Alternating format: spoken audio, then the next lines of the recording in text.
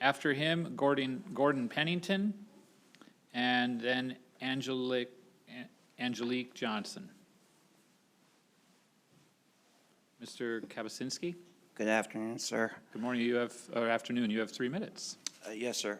My name is Eddie Kavasinski. I am the only conservative on the Warren City Council. I represent District 5, which is the South Central Warren area.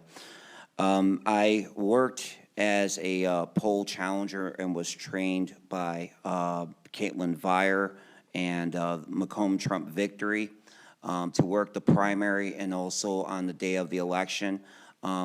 I worked at the Warren Schools Administration building, and I seen a lot of fraud, a lot of inconsistencies take place at that particular precinct.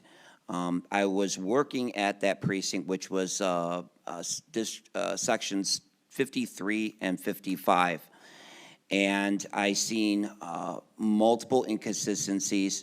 I reported these to the Macomb County Republican Party as well as Macomb Trump Victory. And,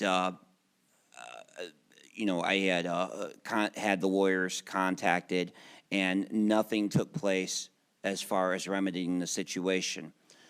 Then the very next day, after we had gotten done with the reception party at Mr. B's in Macomb County that evening, Mark Fortin, our chairman of the Macomb County Republican Party, a little bit shortly after 1 a.m. in the morning on 4 November, read the results, and we were waiting for the results to come in on congressional candidate Charles Langworthy, and for it to go over 50%.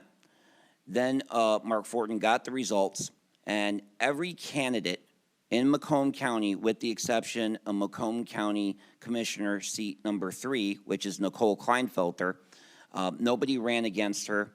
The individual that was running against her dropped out because he didn't have any money. But every Republican won. And then shortly after 3 o'clock in the morning, all the votes changed. There was this ballot done. 1 minute left. So after I had gotten contacted by the Macomb County Republican Party, a mass text message was sent out. I did go to the TCF Center, Cobo Hall in Detroit, as well as Rob Cordes with the Trump Unity Bridge was down there. And we were trying to get in. I went to go and get one of the, I had showed my poll challenger identification from the previous day. And I said I was already trained as a poll challenger. I was waiting for with the rest of the group to get in.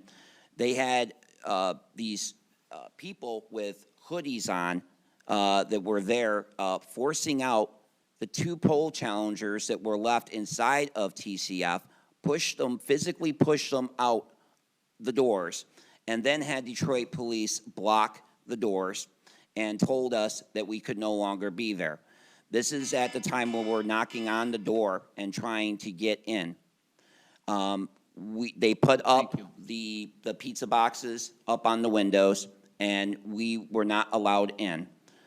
Shortly after that, I got out of the TCF Center and seen Rob Cordes being arrested and the Trump Unity Bridge being impounded. I talked to one of the officers, the police officers that was there, and he said that the mayor Mayor Duggan basically had told them, not through James Craig, but to start arresting and detaining any Trump supporters that were down there in Detroit, that we were not allowed to be there. Thank you. Thank you. Any additional questions? Is there any backing up evidence that Mayor Duggan said or did such a thing? Well, I'm going by my word.